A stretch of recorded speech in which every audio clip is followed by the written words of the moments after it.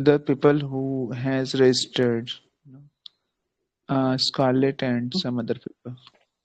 I've seen that.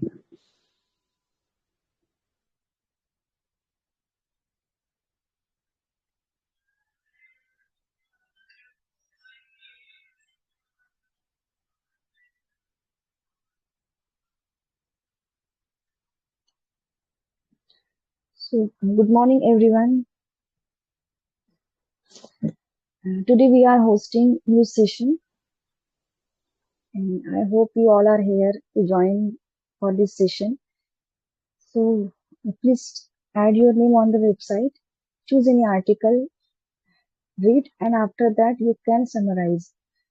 So, this session is really valuable session because we enhance our reading, listening, and speaking skill, and we get different types of vocabulary and sentence structures.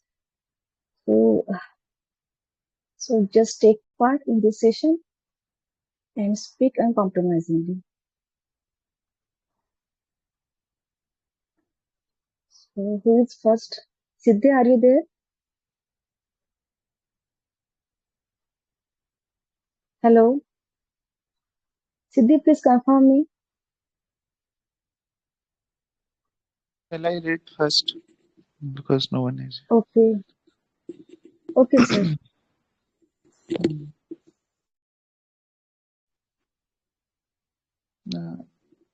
Ma'am, you invite the people who has registered. Yes, sir. Farabi, Scarlett. Scarlett, I have registered. I have invited, but Farabi, you invite Farabi. Also. And you also registered there, I think. Siddhi, ma'am, why you have not registered? Yes, I just registered. Just a minute. Okay, I'm going to start article number. What was my article? Check. It was AI related, yeah. It was article number 12.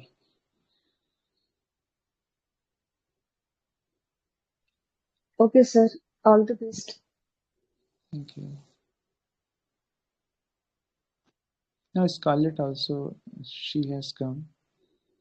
You can also ask from Scarlett because she is before me. Hello, good morning, Scarlett. Good morning, Arvind sir, Chitra ma'am, and to everyone. Very good morning to all. Ma'am, are you Good ready morning. to read the article? Yes, I can read if you allow me. Yeah, sure. You have rested earlier than me, so yeah. So please, Okay. which Then I'm article? going to read any. Let me check. Okay, I'm going to read the number 8. Global economic impact of U.S. Sure. invalidating Trump tariffs. Go ahead. Okay, good morning to all. I'm going to read article number 8, Global Economic Impact of U.S.-SC Invalidating Trump Tariffs. The order introduces uncertainty around executive-driven trade arrangements concluded with the EU, the UK, Japan, and Vietnam, and ongoing with India, among others, as sweeping tariff authority requires explicit congressional sanction. The U.S. Supreme Court's decision striking down President Donald Trump's Liberation Day tariffs has sent shockwaves through global trade, not only because of what is invalidated, but because of what comes next. Even as the essay ruled, Mr. Trump lacked authority under IAAPA to impose sweeping tariffs. The administration proposed a fresh 10% across-the-board duty under Section 122 of the Trade Act of 1974, effective February 24. Unlike the IEEPA tariff, Section 122 authority is explicitly temporary. It allows the president to slap up to a 15% ad valorem tariff for 150 days, after which continuation would require congressional approval.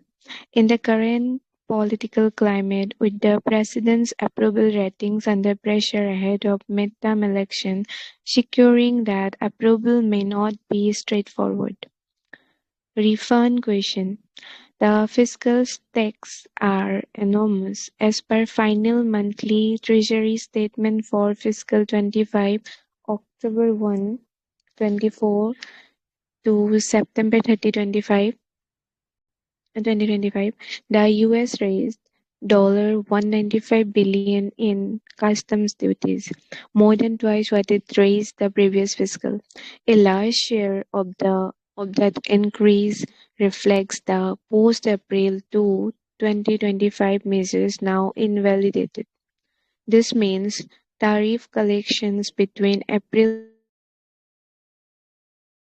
and February 2026 may be subject to protest and refund claims. Under US law, only the importer of record Scarlett, Go you are not audible. Sorry, I don't know how I became mute sometime. So I was reading till when I get muted. I don't know.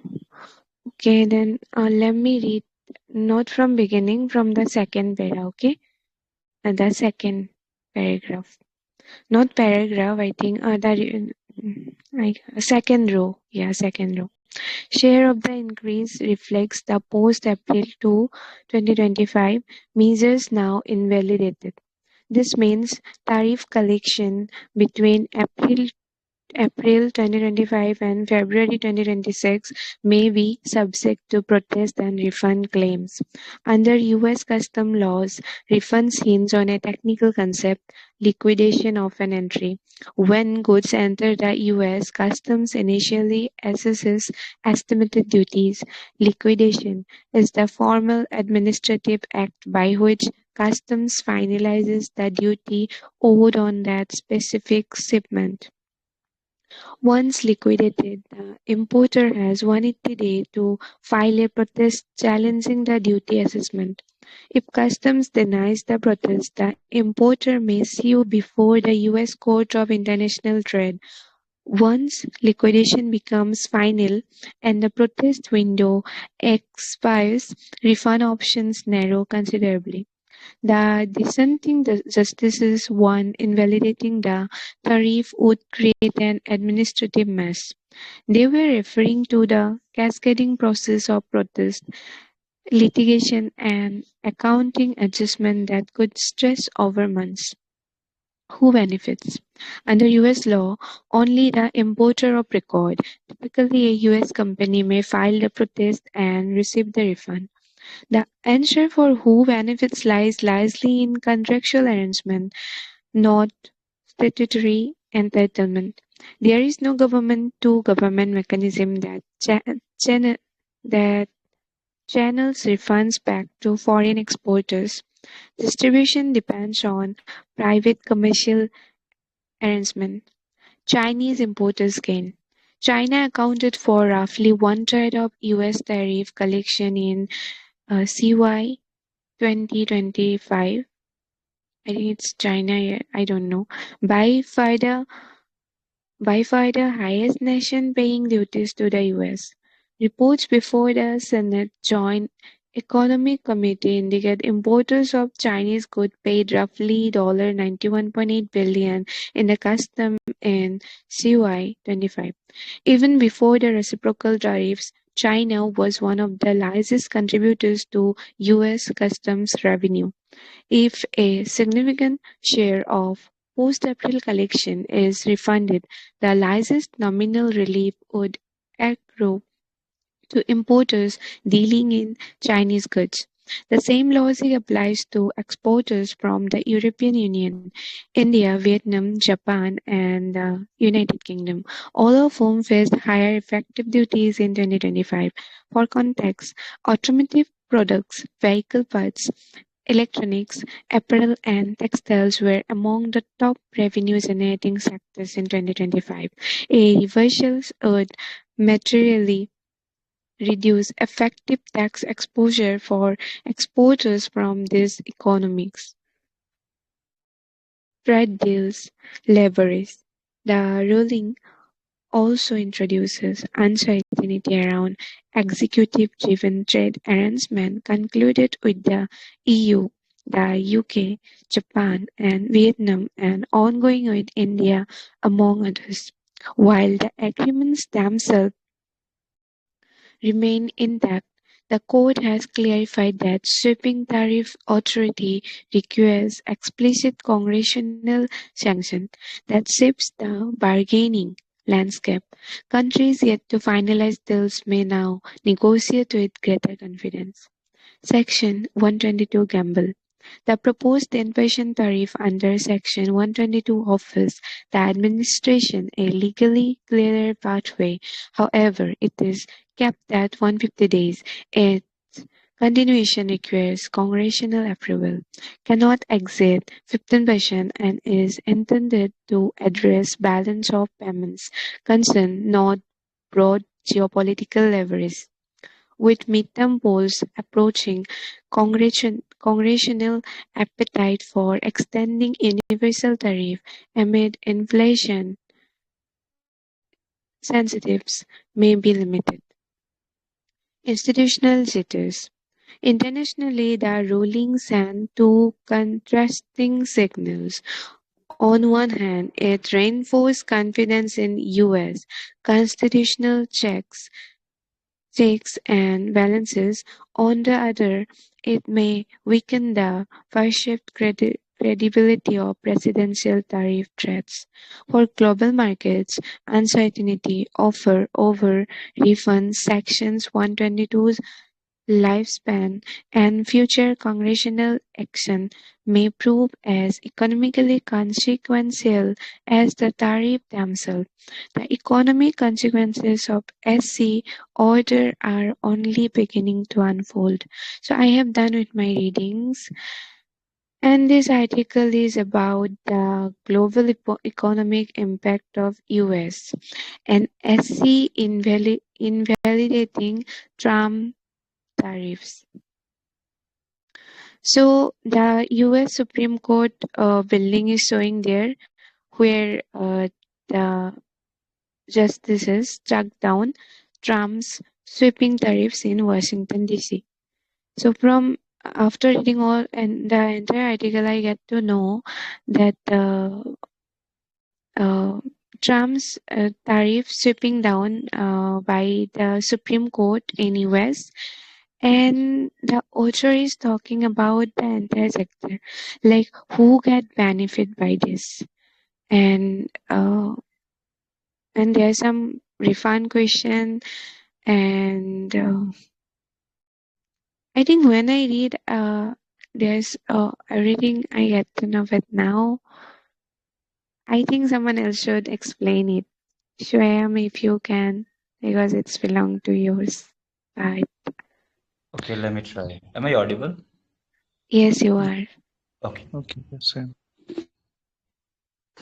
So the article that exactly would have been jotted down with a lady is somehow talking about that how exactly the US Supreme Court decision which has struck down on the Liberation Day with regard to or concerning with the the tariff which was imposed by the Donald Trump. The article is touching the multiple sub-point if you're going to see from the very deeper lens of understanding how exactly the ruling of Supreme Court has spoken that Trump is lacked authority under the International Emergency Economic Power Act. So this is one of the provisions through which you can't have a sweeping tariff. Whatever you want, you can do. No, you can't do so. The new tariff proposal which would have been delivered by the Supreme Court side somehow proclaiming like that administration okay, can propose a temporary, okay, 10% duty under the Section 122 of the Trade Act of 1974. And one of the sub point which is also required to understand where they are explaining that, which also requires the congressional approval, okay, for the continuation beyond 150 days. It is going to extend more than that same percent. It is going to require for the approval from the Congress. Okay, is a, and if you are going to see, they are also touching about how exactly uh, okay, the physical step that exactly we have seen in that regard. The ruling has come up with one of the enormous physical implication. If you are going to see, US has raised nearly $195 billion in the custom duty by imposing tariff and all stuff in the fiscal year of 2025, which is a large share which may be subject to okay protect and fund the claim by the importer who were importing and they were not okay they were somehow dealing these types of problem very longer period of time. Now, okay, the article has gone okay one step forward to touch also the global implication, how exactly it is going to have its a positive or negative repercussion. If you are going to see, the ruling which has come on the table is coming with the uncertainty around the executor-driven trade arrangement. Take for the example, as we talk about the this is one of the great concern even not for the world but also for the America too, because America follows separation powers, okay, where exactly executive, judiciary and the every three entity fundamentally separated to each other, right? It's not exactly checks and balance model. So somehow it is also going to create US constitutional checks and balance problem in that regard. And going to potentially going to weakening or going to make it weak the very power of the president in order to impose a tariff in order to protect the very security of their own country. So these are the some of the context that I'm getting from the article. I might be lacking with some of the stuff. Yeah. Yeah, no problem. So you really added many things because you have a good explanatory power to explain the things very well. Wow. Scarlet, I am talking about the reading part of the Scarlet. Yeah, it was so soft reading, and I was, sometimes I thought that I'm in front of the television, I'm listening the news, right? It's because Oh, something it was good, whenever you find some difficult word, you just stop yourself and you read in your mind, then you start with the correct pronunciation. That was the good thing. Yeah, I just noticed. So thank yeah. you so much. Yeah, thank you so much, I Scarlett. just want to put 2 points regarding this article. Actually, I Yeah, was searching what is IEEPA, then I get to know that it's International Emergency Economic Power Act. And according to the act, which came around 1977, this law gives the president limited powers to regulate trade during a declared emergency. And whatever Trump did, it was not suitable. And that's the only reason why on February 20, in 2026, the Supreme Court of the United States uh, ruled that many of former President Donald Trump's sweeping global tariff were illegal and invalid. So it's a good news for us as well because we have seen there's so many stocks which get down, the price get down badly because of this Trump tariff, especially that textile sector and some other also they mention in the article. So yeah, it's a good news for us. So hopefully everything will be fine soon. yeah, that's fine. You are right. Dictatorship should not be allowed, like, because whatever American people or American president is doing, so we all are, being affected too much. So yeah. Thank you so much, Scarlett, for coming and reading the article and explaining the article, and so am also. So next participant, Farebi, are you there?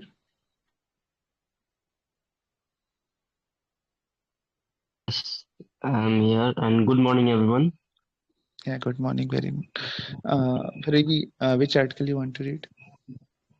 I would like to read article number 2. Okay, go ahead. All the best. Thank you. India, Brazil in tax on minerals. steel mining agreed to step up trade. Day after the US Supreme Court struck down Trump's tariff, Modi and Lula discussed developments, launched action plan on digital partnership for the future. The Brazilian president proposes increasing bilateral trade to $30 billion annually by 2030. India signed agreement to cooperate in rare earth and critical minerals and steel mining with Brazil as Prime Minister Narendra Modi held talks with Brazilian President Luiz Inácio Lula da Silva in New Delhi. And on Saturday, the two countries committed to enhancing trade beyond the current target of 20 billion by 2030 and to expanding the India-Mercosur preferential trading agreement a day after the US Supreme Court struck down tariffs imposed by US President Donald Trump and Mr. Trump levied a new 10% tariff on all countries. The two leaders also discussed the development which has cast a cloud over the trade deals just negotiated with the US after the talks. The two sides also launched a joint declaration and action plan on a digital partnership for the future. Brazil is India's biggest trading partner, and we have committed to go beyond $20 billion in the next 5 years. Our trade is not just a number, it's a symbol of trust, Mr. Modi said in a joint press appearance. When India and Brazil work together, the voice of Global South becomes stronger. He added, the agreement on critical minerals is a significant step towards diversifying from China, which currently dominates all processing supply chains for critical minerals. India and Brazil have also been attempting to increase cooperation on the Biofuel Alliance announced in 2023 along with the US and other countries, which has taken a back seat given the Trump administration's focus on fossil fuels. Increasing investments and cooperation in matters of renewable energies and critical minerals is at the core of the pioneering agreement that we have signed today. Mr. Lula said, we are not just the two biggest democracies of the global south, this is a meeting of a digital superpower with a renewable energy superpower. He added, saying India and Brazil are both regional hubs and depend multilateralism and peace. Mr. Lula, who was accompanied by 11 ministers and the largest ever business delegations for his 5-day visit, which included the AI Impact Summit, said India and Brazil should aim for a more ambitious trade target and propose doubling current levels of trade estimated at about 12 to $15 billion to 30 billion annually by 2030. Briefing the media, Secretary is P. Kumaran said that Mr. Modi and Mr. Lula had discussed trade and tariffs development in the US. Both leaders agreed that both sides needs to study the implications of the US Supreme Court judgment and the new tariffs and wait for further developments by the US administration, so we are in a wait and watch mode, he added. In 2025, the US levied 50% tariff on both India and Brazil, the highest in the world, for different reasons. In recent months, both have negotiated with the US for lower tariffs and more exemptions on goods, although neither has completed a trade deal with the US yet. Both also face the threat of higher US tariffs over their BRICS membership. The two leaders also agreed to step up ties in defense, energy, healthcare, agriculture, and pharmaceuticals and South-South cooperation. So I'm done with my article and I'm going to summarize this. That's how we signed a deal of the for the critical minerals to and steel mining with the Brazil.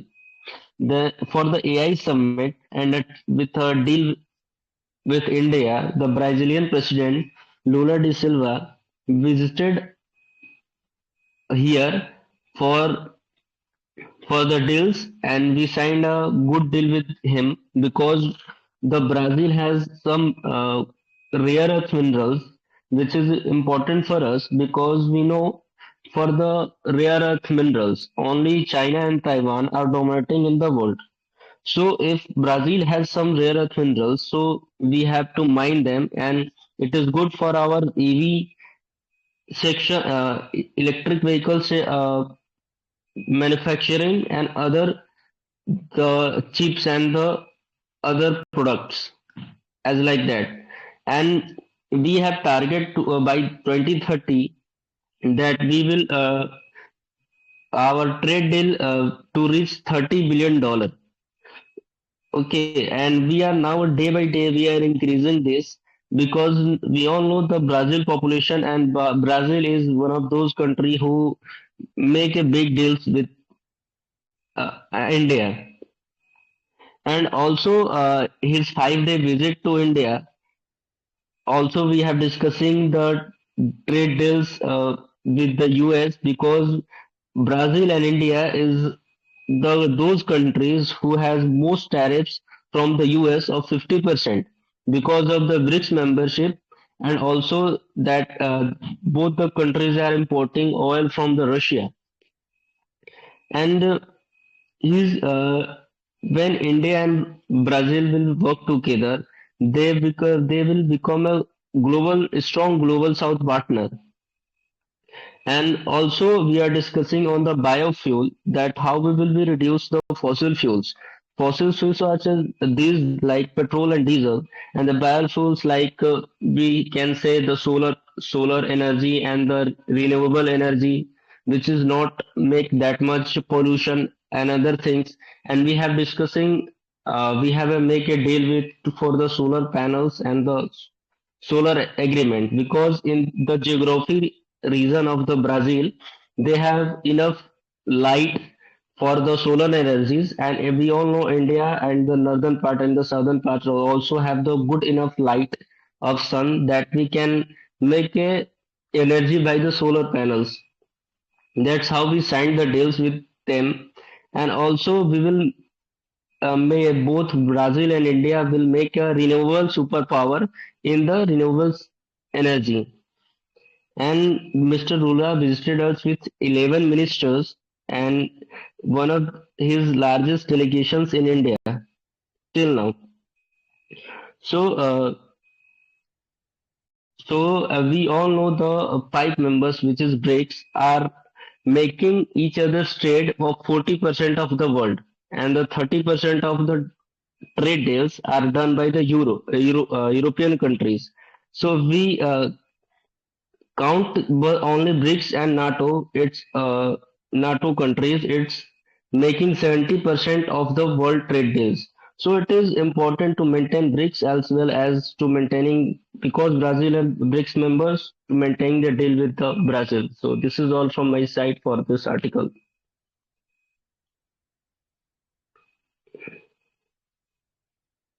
So yeah, I have done with my summarizing part also. Yeah. Thank you so much for AB for participating. Really, you have a great explanatory part and reading part also. In reading part, what I found that you have some issue with the pronunciation. Like me, I'm also having issues. Okay, so you have to work on your pronunciation part.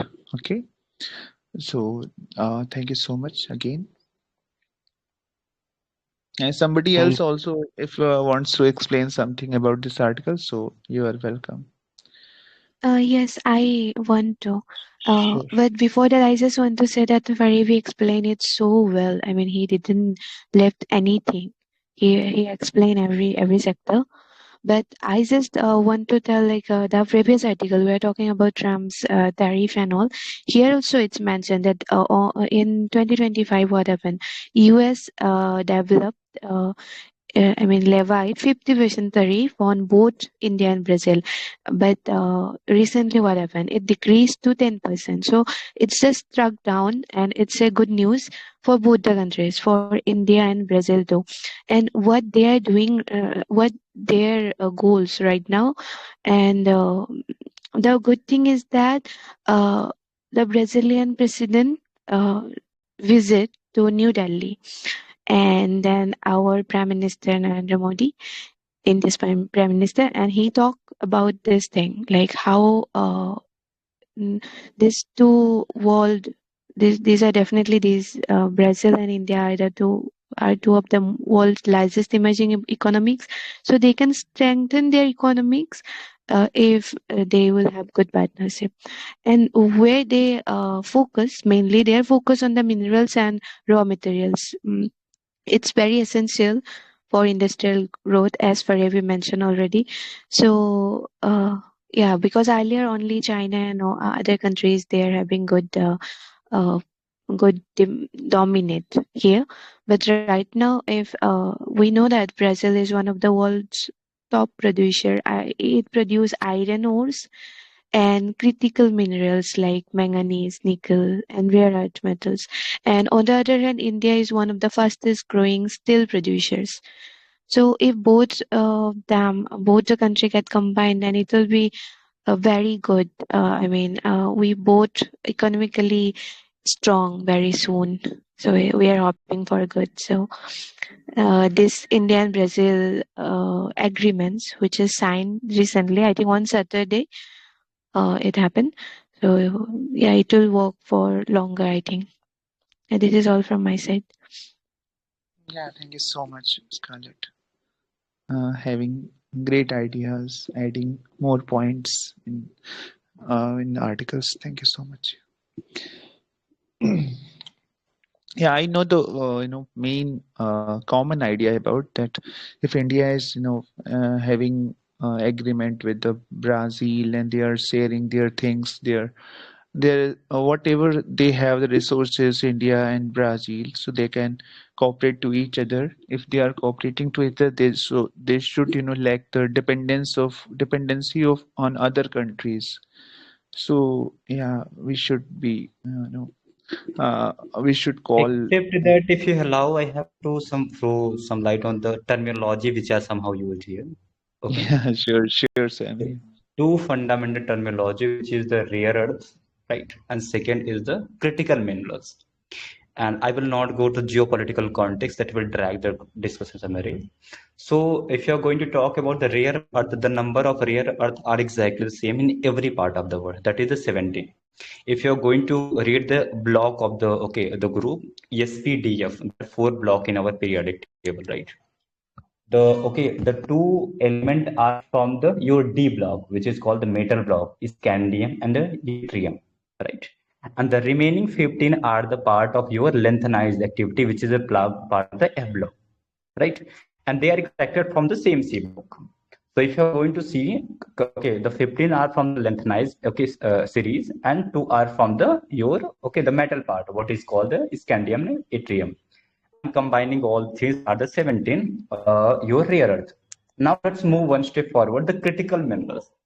Critical minerals is something which differ country to country. Take for example, in Indian list of India, the number of critical minerals might be 36 as exactly the current. For someone else, it can be have 10 or 20. The very big problem that exactly is taking place in India, and there are many more things which are linked from there. You will familiar, there are some nearly 60% of the rare earth minerals are somehow concentrated in the country called the China, and that is exporting nearly 90% of that out.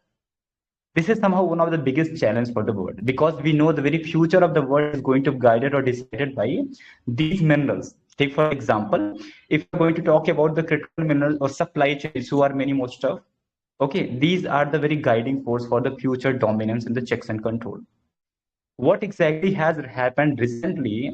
You will be familiar the current war which is happening between the China and America. The whole journey started nearly April and May 2025, when China stopped exporting the very pivotal element, specifically the metal, okay, element to the America, and also the pivotal element which were required for the industrial development and many stuff. That has created chaos in the mind and the thought of the America, and that has somehow indirectly motivated America why it has gone to control the region of your green run, which is the pivotal ground for the rare earth and the critical minerals. So in a crux, what I'm trying to say is that the very control of these minerals is not going to control the economy, but we're going to decide the very future of the world, how exactly the direction of geopolitics is going to come on the table. So that specific angle can be inculcated there to, okay, from the purpose of understanding. Yeah. Thank you so much, Chitra. Yeah, I didn't know idea about the critical minerals you're talking about. Yeah, that's very good thing. Yeah, we are we are knowing some new things here. Thank you. So next reader, Prabhakar, are you there?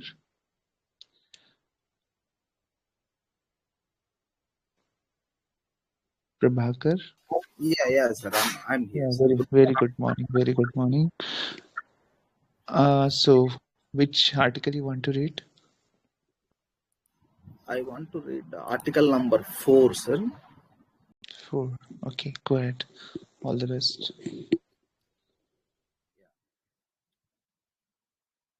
Good morning to all. Today I'm going to read the article number 4. That is AI Impact Summit. 85 countries and 3 bodies sign a new Delhi Declaration. US and China are among the signatories of the statement that offers a voluntary, non-binding framework to promote access to AI resources, support locally relevant innovation, and strengthen resilient AI ecosystems while respecting national laws. 85 countries and 3 international organizations signed the New Delhi Declaration at the AI Impact Summit on Saturday, a day after the event's scheduled conclusion, as officials sought to expand the signatory list to achieve as broad a consensus as possible. Guided by the principles of Sarvejana Hitaya, Sarvejana Sukhaya, welfare for all, happiness for all, the declaration underscores that the benefits of AI must be equitably shared across humanity, the government said in a statement regarding the declaration. Major participants, including the United States and China, endorsed the document.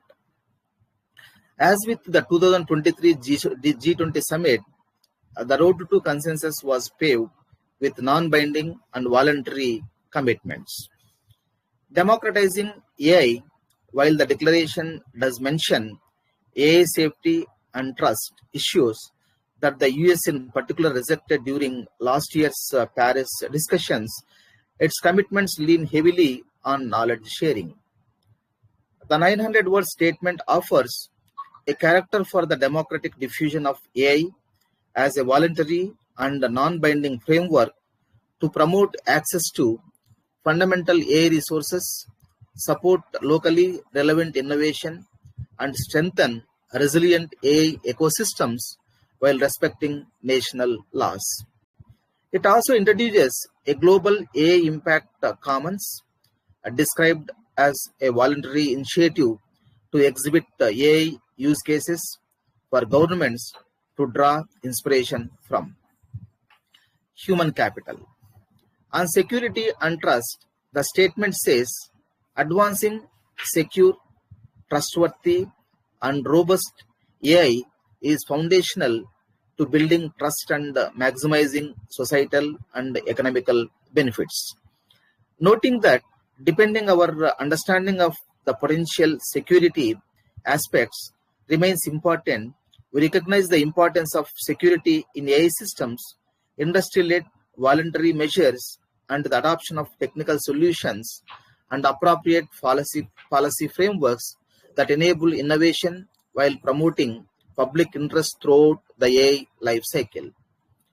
The statement emphasized that achieving the full promise of AI requires equipping individuals with relevant skills by expanding AI human resource development, specifically specific initiatives on education, AI workforce development, training of public officials, enhancing public awareness of AI capabilities, increasing AI literacy, as well as upgrading vocational and training ecosystems. We take note of the voluntary guiding principles to reskilling in the age of AI and the playbook on AI workforce development, which would support participants in preparation for a future AI-driven economy, the statement added. So this is about my reading part, sir.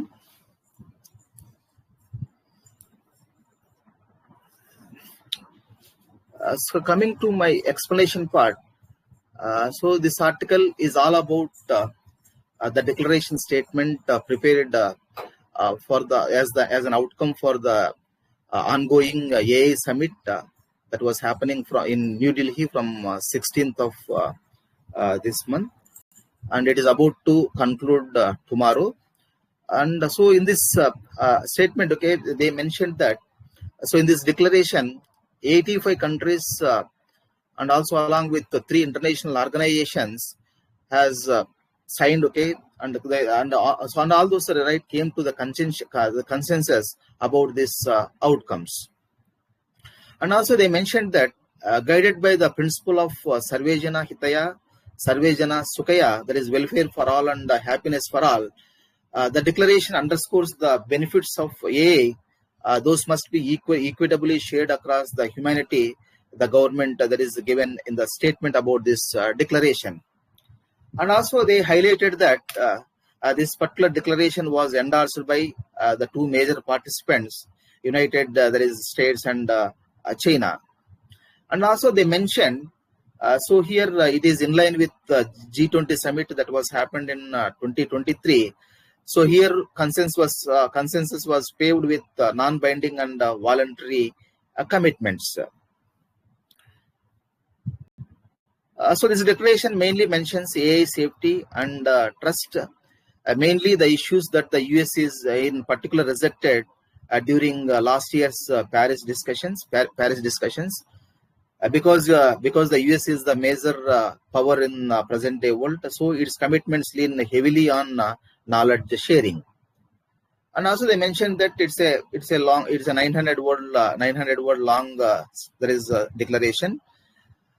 It offers character for the democratic diffusion of AI as a voluntary and non-binding framework to promote the access to foundational resources that is actually supporting the local relevant innovation and strengthen AI there is ecosystem while respecting the national laws.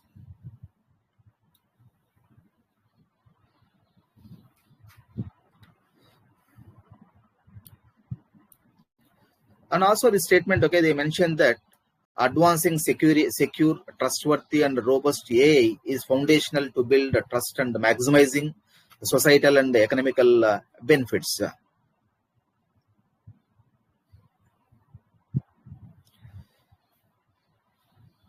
Noting that depending on our understanding, the potential security aspects are very important. They recognize the importance of security in AI systems, industry-led voluntary measures, and the adoption of technical solutions and appropriate policy frameworks that enable innovation while promoting public interest throughout the AI life cycle. So the statement also emphasized that there is a promise of AI. The full promise of AI requires equipping individuals with the relevant skills by expanding AI human resource development, specific initiatives on education, AI workforce development, training of public officials, enhancing public awareness of AI capabilities, increasing AI literacy. So finally, they noted that voluntary guiding principles for reskilling in the age of AI and the playbook on AI workforce development, which would support participants in preparation for a future AI-driven economies. So this is what that is the declaration included. So the government has clarified what was included as the outcome of this AI summit that was happening from 16th of this month and about to conclude tomorrow. So this is all about my conclusion. That is for explanation part, sir. Yeah, very nice, Prabhakar. I really, I was very impressed when you were reading the article. It was great way to read and explanatory for about, you line to line or para to para, you were explaining. That was very good thing. Yeah. Thank you so much for reading and explaining the article. Thank you, Prabhakar. Come again. Yeah, regularly come here. Thank you. Thank you, sir. Thank you for giving me this opportunity. So it was the article about the AI related, it was recently it was AI's Impact Summit happened in New Delhi. So more countries like 85 countries and international organization signed the Delhi Declaration, and it was a summit, to know about the various countries' technologies, how they are working with AI. So, what happened with India, everybody knows, some by mistake or, somebody or companies uh, did wrong things. That was not good.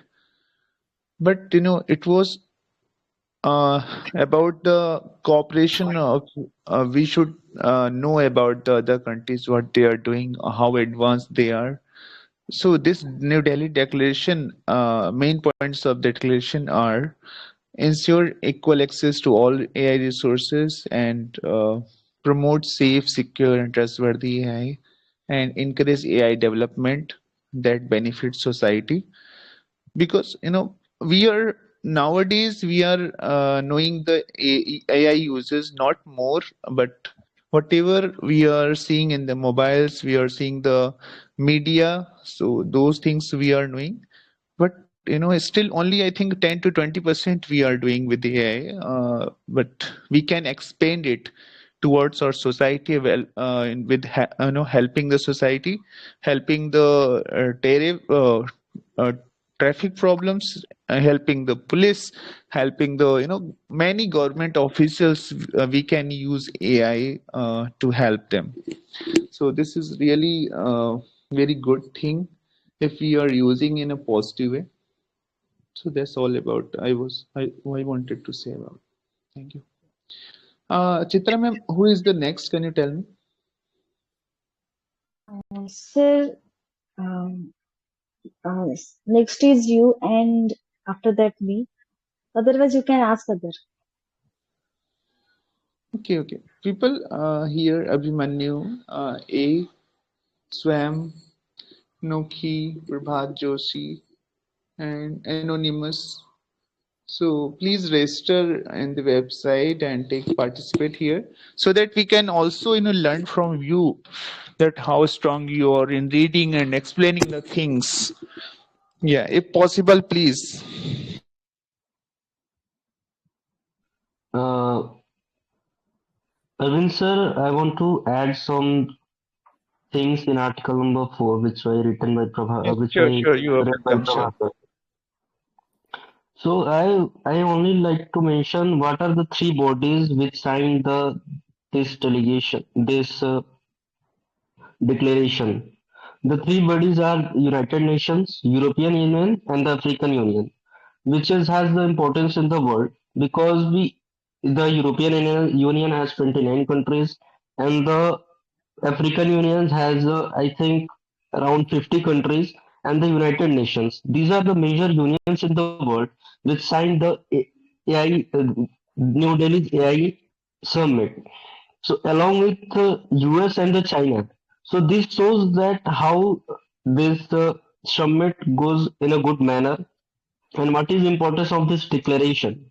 And along with all great CEOs like Altman and the CEO of the Anthropic. So they signed this. This is the importance of this AI. And also I want to mention that there is an example is circulating in social media that the scientists make the refrigerator and they are making money, but the Coca-Cola is making more money than the refrigerators companies. This is why they are explaining this example, because we are making AI and we are sharpening AI, but it will be help in the other sectors. More, not only AI as a working as a questioning and we are getting answer, but will be help in the BPO sectors as well as the other sectors of the uh, digitalization. So that's I want to add. Yeah, nice thing it is.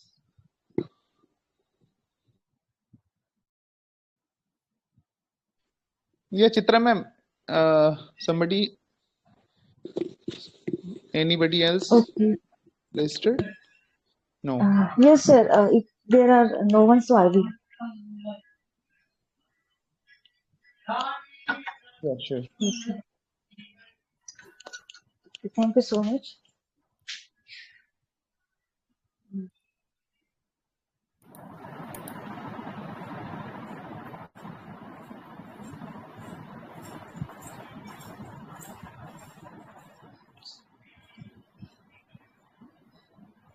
Yes. So good morning, everyone. I am Chitra. Today I am reading article number 9. New Kashmir wheat varieties to solve crop cycle issue. Scientists at the Sher-e-Kashmir University of Sciences and Technology, Kashmir have developed two wheat varieties that could help farmers harvest on time and boost the region total food grain production. Sorry One to of the interrupt. major Please tell me. I forgot. my Ma'am, article please. number is yes, article number 9, sir. Okay. Go ahead.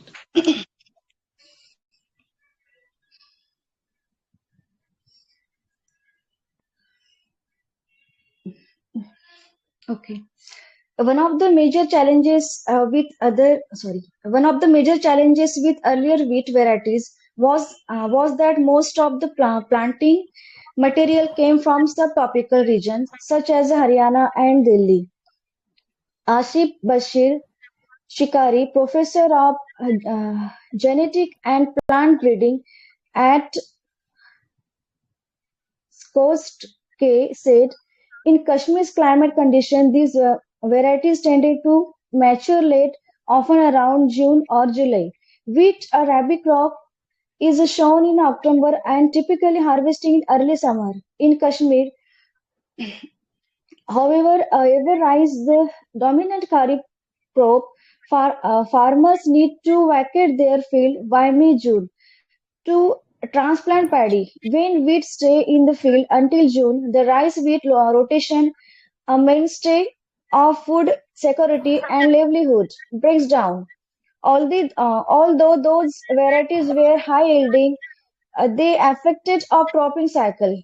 Dr. Shikari explained that is why plant breeder in Kashmir prioritize developing early maturing wheat varieties that could be harvested by end May. After nearly a decade of breeding and testing, researchers are Scots K developed a Shalimar wheat 4, which mature by the last week of May, and the Shalimar wheat 3, which mature in first week of June. Both varieties are broadly similar to earlier wheat types in ergonomic traits and cold tolerance, but they stand out for their early maturity, a trait that has often come with trade-off. There is a negative correlation between maturity duration and yield. Dr. Shikari said breeders sometimes accept this trade-off because timely maturity is more critical for cropping systems. The varieties were developed using conventional breeding techniques including crossbreeding and selection. Scientists generated thousands of uh, progenies from hundreds of crosses and screened thousands of pedigree lines before identifying a promising candidate that matured early. First, we spent years selecting the best plant in the lab, the research field. This is called pedigree selection. Then we tested wheat for 2-3 years at different university research station to see how to perform in different environmental conditions. Shabir Hussain Wani, assistant professor of genetic and plant breeding at SCOST K, who developed SW3, said, "After that, we tried it in real farmers field for about 2 years with help from the agriculture department. In total, it takes about 9 to 10 years to complete the entire process of testing and validation." Another important trait is resistance to yellow rust, a fungal disease that lead to stunning and lower yield, and which prevail in Kashmir's climate. Yellow rust has been a recurring problem for farmers here. Dr. Vani said resistance reduces risk, especially in year with favorable conditions for disease outbreaks. The new varieties are suited for mid-altitude region up to about 1,850 meters.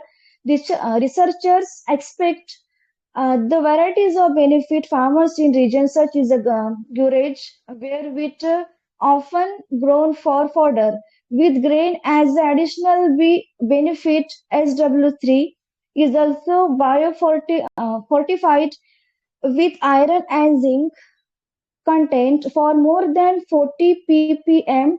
Protein content of 12% is disease resistant, and with the potential productivity of up to 38 quintal per hectares, Dr. Vani said. In October 2025, SCOST K introduced SW3 to farmer in the Guraj Valley near the line of the control. According to official data, 70 quintals of the SW3 seeds plus a scientific package of practices were distributed among 700 farmers. The program was aimed to extend modern agriculture technologies to isolated villages where farmers often use traditional seed systems and have limited access to scientific innovation. If this wheat matures by May, we can prepare the field for paddy on time. Even if the yield is similar, the time itself is big a benefit for us. Abdul Hamid, a 52 years old in Kulgam, explained. Also, this will resolve our problem of growing fodder shortage. We grow wheat both for its grain and fodder. The stalk are essential fodder. We dry and store them for the harsh winter. Shabir Ahmad, a 34-year-old farmer in Guraj, who grows wheat primarily for fodder with the new varieties, could offer more security. In Guraj, cold and disease are always a problem. Yellow rust has damaged crops in the past, and in these varieties resist rust and mature early. It will be safer for us. We mainly need fodder. Fodder for livestock and grain is a bonus, but timely harvest means we can plan our fodder supply better and avoid losses from unexpected weather. Now I complete my reading part. So this article is presented by Hira Azmat, and this article says about the crops and how to condition different types of condition of atmosphere impact on the crops. And some researchers, some professors related to science and agriculture, they are searching for a long time, minimum 2 or 3, and they try to implement all this research on the plantation, bread plantation. And but in between they found the duration of the wheat plants and rice plants, it is completely crossed each other, and it is not good thing for the soil, means fertilizing. And because of that reason, they get lots of trouble while growing the crops. So it is a so sensible thing, and it is happening in Kashmir area, because this is a completely cold area. And if any atmosphere and climate changes randomly, so basically its impact on the crops. And sometimes some farmers, they don't understand how to convey all these things, how to maintain the whole in the whole session. Means if you plant plantation the wheat seed, and if you after that, if they not grow in a proper duration, so it is get lot of daunting to the farmer how to crop the another crops, another seeds, means rice. So it is a critical situation for the farmer. And but the scientists and other agriculture professor, they are working on it, and they want to share all these things among the farmers. So overall, this article is completely in farmer basis, and they want to know innovation creation in the farming. Yeah, so thank you so much.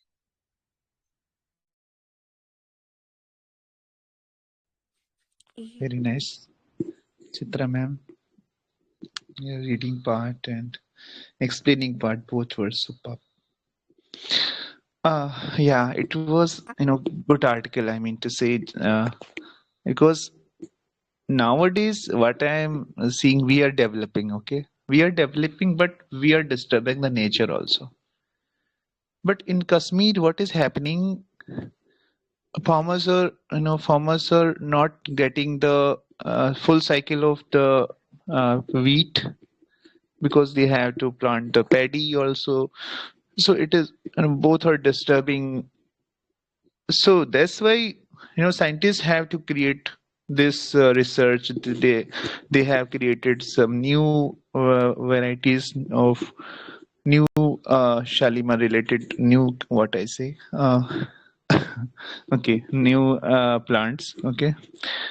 So what I think about that, we are managing only, scientists are managing to fill the gap. What is, or they are managing the trying to solve the problem. But this is the way we are. In urban areas, we are getting lots of things all 12 months. Like, we can get all the vegetables over 12 months. This is really not good. I mean to say, we are, against the nature we are going. Yesterday, I brought grapes, it was black one. But when I ate that grape, I found in myself in my mouth that some chemical it was there, and I washed that grape very much. Still, still it was not good to eat. That taste, it was very bad. So I just remember that we are managing, but still we are having the poisonous things. If scientists are creating, yeah, it is good thing. Scientists are managing. They, at least they are creating some new things. They are knowing the problems of farmers, so they are doing their best. But we should do the things according to the environment, according to atmosphere, not against the atmosphere. I think so. So that's all of it. I also want to put some point, if you don't mind. Yeah, so actually this article is about Kashmir only. Why? Because the environment in Kashmir is quite cold, and this is the only reason why wheat takes a lot of time. We know that wheat is a rabi crop, and it's sown in October and typically harvested in early summer. In other parts of India, it's fine. It's just grow nearby early summer. In case of Kashmir, the timing change. Why? Because of the cold environment of Kashmir, and that's the only reason when the farmer need to harvest paddy. I mean, we know that paddy is a kharif crop, and for kharif, they need to you sow it around May June or early July, which is much necessary. So in Kashmir, what happened earlier, uh, when the field need to clear for paddy, the wheat was quite less grow, I can say. I mean, it was not completely grown wheat. And for to get the solution of it, the scientists at the Sere Kashmir University of Agriculture Sciences and Technology, which is in Kashmir, the scientists came out with some good initiative, we can say. They just introduced new Shalimar crop. One is SW4, another one is SW3. SW4 in Kashmir also, in the cold region also, it just mature by the last week of May, and Shalimar wheat 3, SW3, it get mature by the first week of June. So this is a good news. I mean, it just cleared the field for the paddy growth on time. So I think this is a good news for Kashmir. I Yeah, it's mean, a good news. and It's a good news. yeah, and they already shared among 700 farmers around 70 quintals of SW3 seeds. So this is all, and these But things are yeah, but mandatory, I I think. I was also explaining the back of what I say, what is things in back of it, like between the things what is remaining, like we are using the things while using the chemicals and all things, yeah, but we are eating those things, but still those are not natural. I'm saying in future it can happen in all parts of the country, not only Kashmir. In future, atmosphere environment is changing day by day. Summer season is spreading more months, and winter season is collapsing, like that, what I'm saying. So it can happen in any area of India or any area of the I world. I I get to know about your point, Arvind, and I agree with you. Whatever you said, like people shouldn't use fertilizer, chemicals, and all. But here, the scientists didn't use any chemical or fertilizer. They are using the technique which is known as genetically Yeah, that modification was good. technique, and it's That was not good. harmful for health. Yeah, okay. Now I got it also. Thank you. Yeah. Oh, Chitra ma'am, some other people? Can I have a point, sir, on this article? Yeah, Article sure. number 9. Sure. Yeah. So this is the article all about the innovations of Sher A. Kashmir University agricultural scientists after their 1 decade of hard work about the invention of two that is suitable crops for there is Kashmir, especially suits for the climatic conditions of Kashmir, that is SW4 and SW3. And so this article mentioned that earlier most of the planting material that is they taken from Haryana and Delhi. So those planting material is designed for for the environment of Haryana and Delhi. So such regions, right? Because it is matures late. It matures in the month of June and July. But in the problem in Kashmir is by the end of May itself, okay, the climatic condition is completely changed and it's a cold condition. So such type of breed, okay, such type of that is varieties are not suitable to that is harvest in Kashmir. But so keeping in that view in mind, okay, these scientists, okay, they developed two that is varieties of that is breed, that is wheat SW4 and SW3. The main advantage of this these varieties are so they matures early. They matures in the month of May itself. That is the major advantage, especially it suits for the farmers of Kashmir, because in the cold season they mainly face a disease called as yellow rust. So because of that yellow rust, most of the crop is to damage when it continues till the June or July. But with this new there is new seeds, okay, they completely right, okay, overcoming that problem because these varieties matures very early in the month of May itself. That is before there is cold arises in Kashmir. That is the major advantage for the Kashmir people. So based on that, okay, their production, everything, their food production, so there is a chance to improve. There is then also to harvest on time. Okay, these are the advantages with this two seeds, sir. This is my Yeah, thank you so much, Parag. You explained in a very nice way. Yeah, it was very good thing. It is a happiest thing that we are getting the good scientists here in our India, and they are developing the things that we require. We really need of that. Some other person wants to read the article. Noki Abhimanyu, Swam.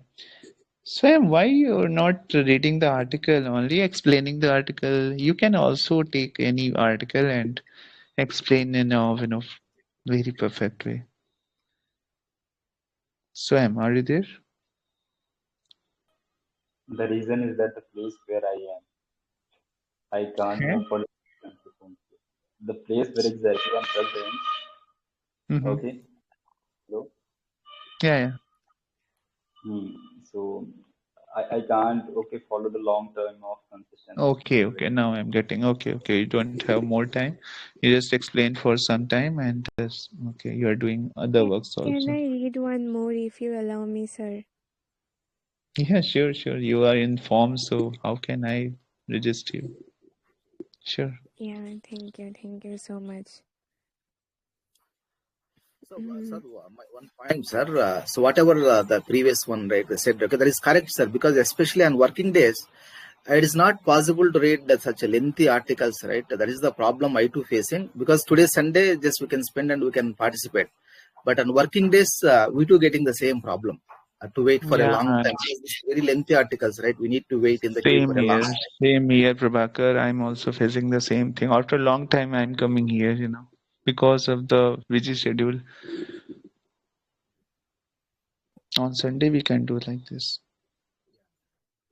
And Scalp because of your that. hectic schedule, I think, because of your hosting, I think today it's amazing. I am here from the very beginning and I like it. So, sir, I'm going to read the Thank article you. number 12. It's a Sure. long article and I think it will be good.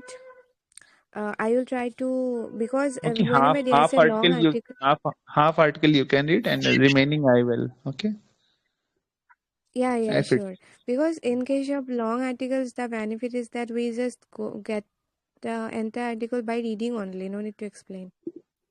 Okay. No problem. You are fast reader. No problem at all. Okay, I'm going to read. Sabuna? What are the key takeaways from AI Summit? What does the New Delhi Declaration say? How many countries are signatories? What were the goals? What is the aim of the Global AI Impact Commons? Apart from Reliance and Adani Group, which companies have announced investment in domestic AI? This article is by Arvind Ms. The story so far. The AI Impact Summit from February 16-20 attracted lakhs of visitors with high-profile AI executives and heads of state visiting New Delhi. On Saturday, 88 countries and international organizations signed the New Delhi Declaration on AI, which stresses that the technology must be democratized to make a difference. Since when are AI summits being held? Since 2023, dozens of countries have participated in annual gatherings to discuss AI. In its first installment in Bletchley Park, the UK hosted a small dialogue on safety, where India was represented by the Minister of State for Electronics and Information Technology, Rajiv Chandrasekhar. There is no international organization that convenes these gatherings as of now. Participating countries have generally passed on the baton for the following year's summit. 2024's edition was held in Seoul, and the last AI Action Summit was held in Paris in February 2025, with Prime Minister Narendra Modi co-chairing the edition with President Emmanuel Macron. In the Paris Summit, the multilateral AI dialogue saw a significant shift, with US Vice President Siddhi vocally rejecting a safety-first approach, instead emphasizing innovation and unrestrained investment into frontier research and commercialization of the technology. What were the India hosted summit's goals? For India's turn, the government advanced a key set of priorities. That's AI's capabilities must be available to as many people as possible. More work must be done to make it relevant in the global south, such as by expanding representation for languages that have been underrepresented in the training of Western LMMS large language models, and that the technology should be safe and trusted. On the domestic front, the government sought to project India as an attractive destination for AI infrastructure and research, drum up investors' settlement for putting money into AI, and for encouraging the technology's already enthusiastic adoption in India, especially in fields such as healthcare, agriculture, and education. The names of the working groups convened for this purpose reflect some of these priorities: human capital, inclusion for social empowerment, safe and trusted AI, resilience, innovation, and efficiency, science democratizing AI resources, and AI for economic development and social good. What were the outcomes of the summit? The government says that the summit attracted over 5 lakh visitors, a record that easily surpassed the attendance of the G20 summit in 2023. The government also touted $250 billion in investment commitments, as well as $20 billion in commitments for frontier deep tech research. The event also hosted over 500 individual discussions with speakers from around the world. During the summit, India joined the US-led PAC's Silica initiative, which seeks to build a network of like-minded countries opposed to concentration of power in electronic manufacturing and critical minerals. India also achieved broad consensus among 88 countries and international organizations for the New Delhi Declaration on AI, which was signed by the US, China, France, and several other countries who are key for the development and deployment of AI at present. The event saw the long-anticipated launch of India's first domestically trained multi-billion parameter LMMS by Sarvam AI. Sarvam is a Bangalore-based firm that enjoys millions of dollars in private equity investment, as well as government support in subsidized access to computing resources under the India AI mission. The firm says its models are efficient and with comparable models at many benchmarks. It has announced that its model will be open source, and after the summit, launched a chatbot interface in beta to interact with its LM. The Can event was I also go forward? plagued by a series of setbacks almost every day. On the Excuse opening me. day, 3 days. Can I go forward? Yeah, sure. I thought, You oh, were very. sorry.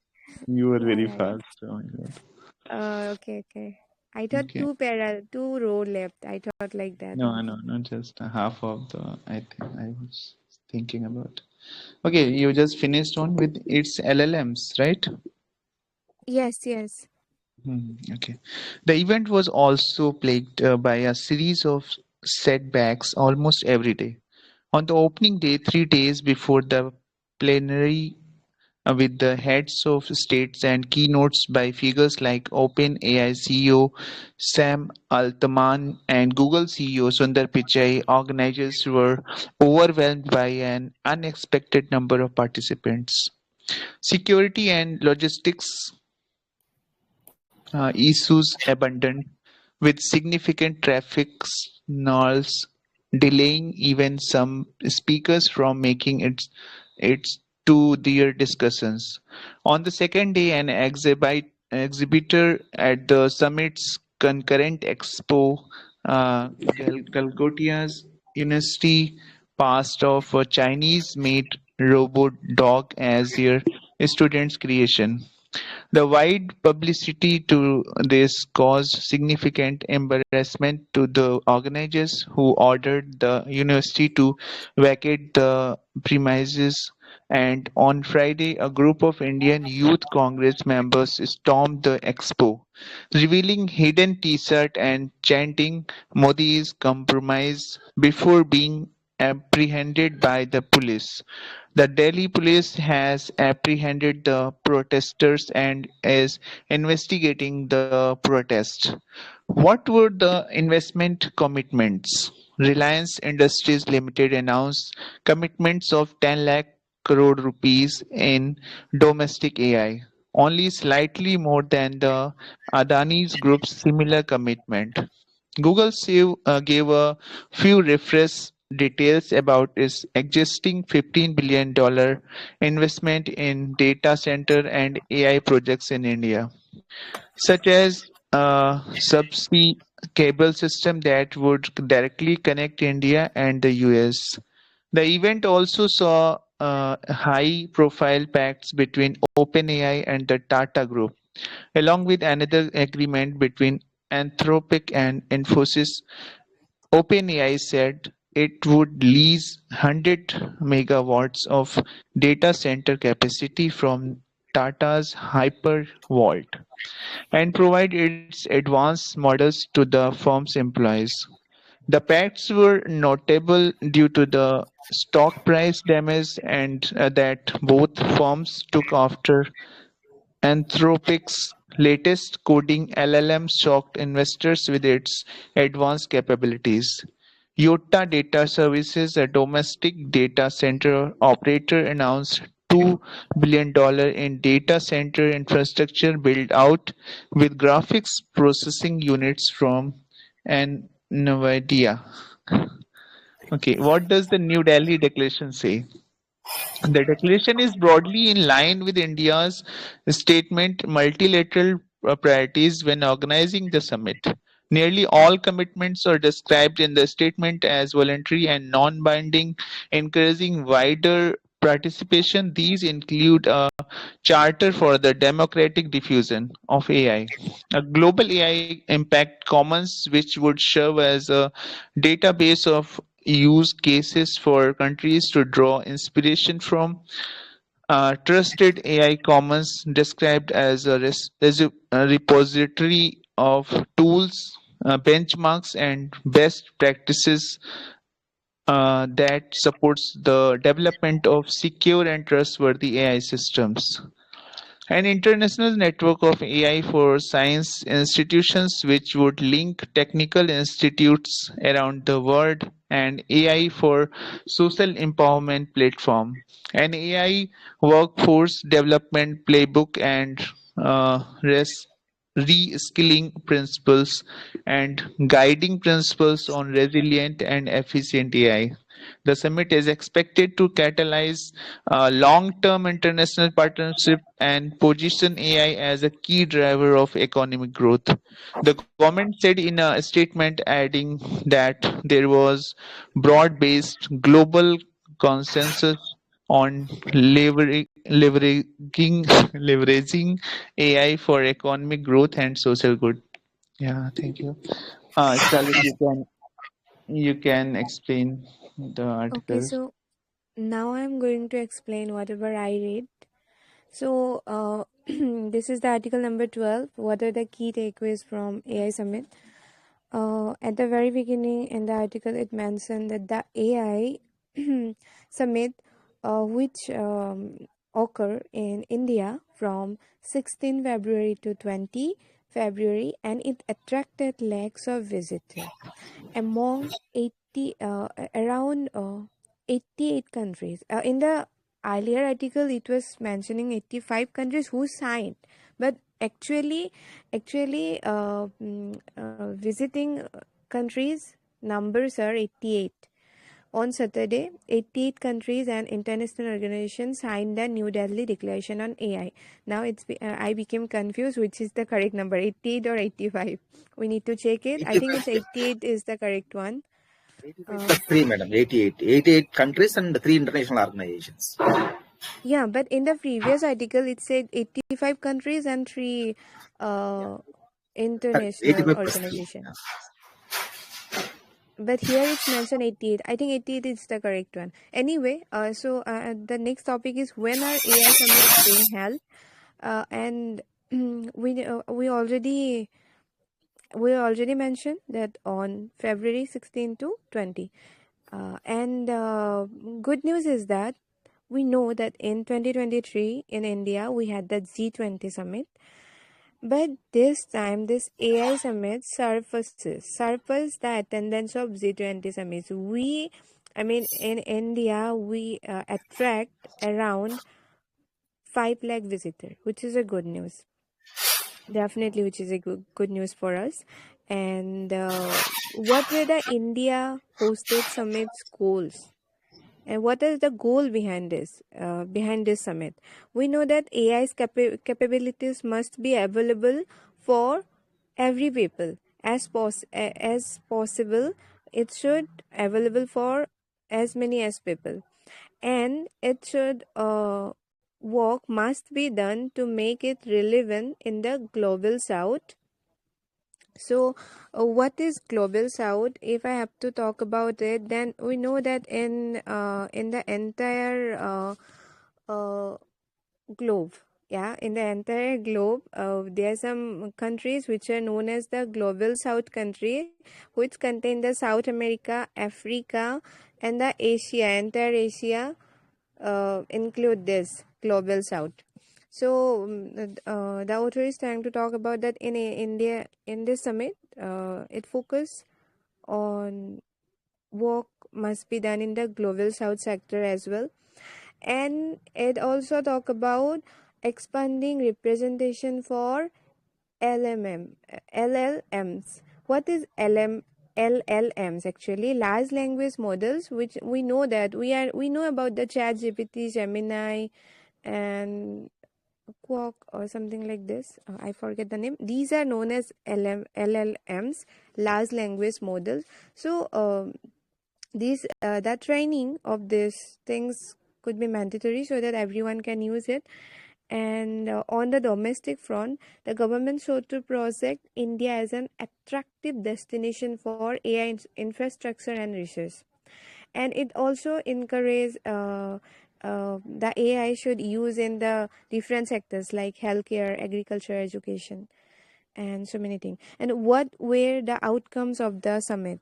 So outcomes are the same. Again, author is trying to describe that we surpassed this summit attract over 5 lakh visitors, surpassed the attendance of G20 summit, and the government also totaled $250 billion in investment. So investment also increased, and definitely it will be very good for us. And the event showed the long anticipated launch of India's first domestically trained multi-billion parameter LLM.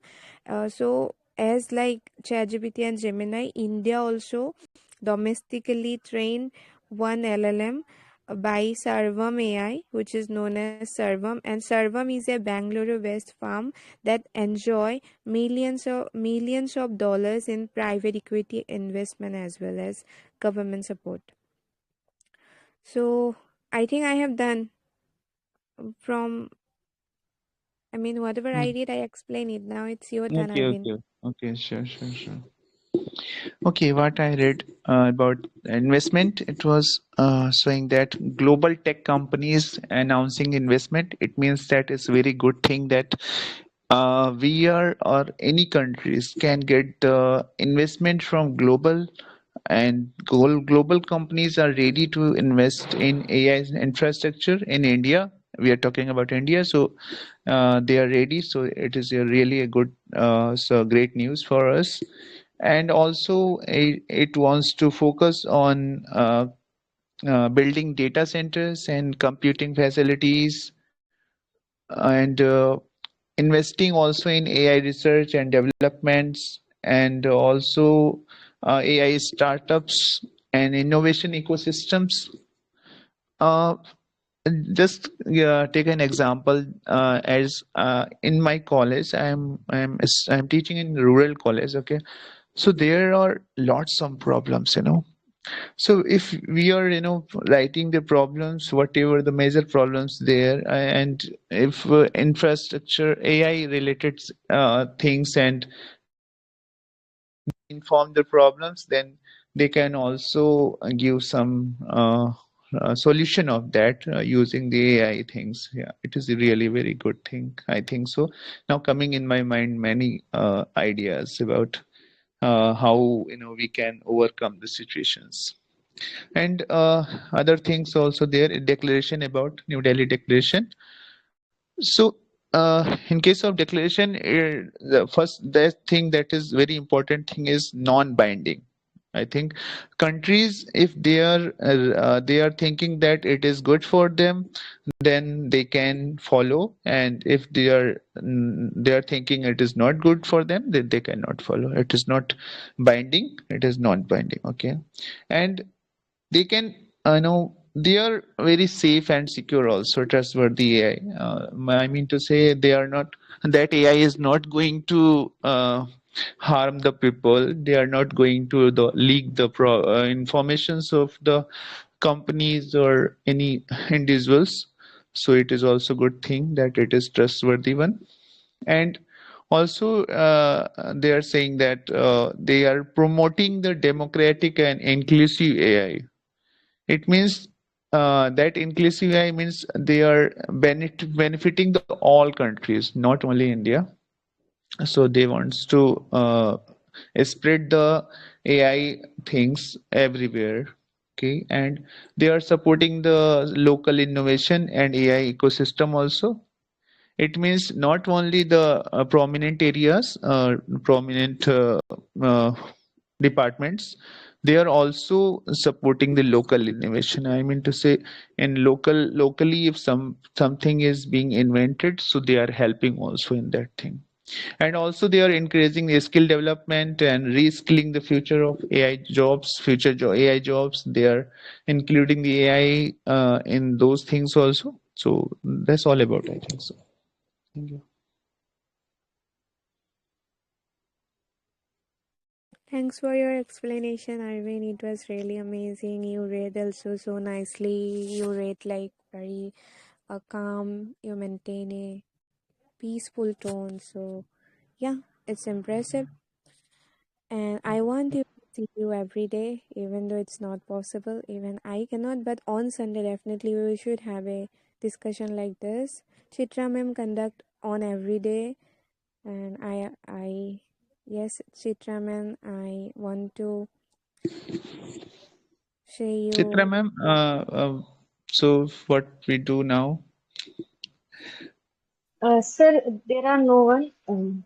I think you can conclude this session. Yeah, ma'am, you have authority. You can, because No, no. for the last many days I have not done that, so I can do the mistake also. That's why I'm saying you can conclude and re write the statement what is about casual Okay. discussion or something. Rian's told us that we should not write the casual discussion, right? We are in English learner, so we should write something special, right? Yes, yes. So simply you summarize the whole session, what you want, what you Yeah, get yeah, from this session. I will Yeah, stop after a recording. long time. Yeah. Okay. At first I, then I, you. Okay. Okay, thank you so much for all participating here in a very energetic way, and thank you so much, Chitra ma'am. Also, thank you so much, Scarlett. Thank you so much, Prabhakar and Swam. They all participated in a very exciting way, in a very energetic way. Thank you so much, and keep participating, keep enhancing yourself and to others. Also, giving the profits of the things. Not one person is perfect because we are here. We can learn from each other. That is the good thing, and we are getting the platform, and we should participate, and we should enhance our skills day by day. Thank you. Yeah, Chitra, you. Yes, thank you so much, Arvind sir, for great hosting. And it was really fabulous session today. Uh, I am enjoying a lot, and other people also. And special thanks for Scarlett and Swayam, and also Prabhakar. They all are engaging the whole session entirely.